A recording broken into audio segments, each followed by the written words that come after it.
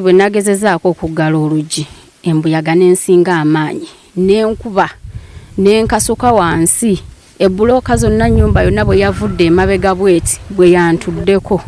Bonna ne bayisibwamu abamu bagenze ku bitanda, tubalina abalwadde, abantu tebalina kyakulya, abantu emmere yonna yakutuse, emiti gyakutuse, muwogo yakutuse, lumonde yafudde, abantu bana bali mu bulumi n'omukyalo omwe enkoko ze zaafudde.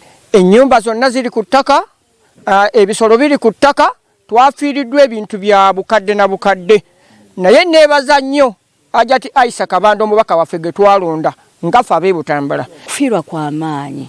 Twagala kugamba gavumenti twanguyize nze ngenda kujja ogwange ngombaka ngukole ku Lwokubiri mu Parliament mbagambe ne twanguyiriza okufa ku bantu banno kubanga esente z'ebigwa bitalaze zibeerawo naye oluusi twekuluntaza ne tayamba bantu twanguyirize tuyamba abantu balina mwe basuza baana bagenda te ku lwala nange wendi ate beerawo ate tuwendi walonzize jensinze bamanyiyo walonzize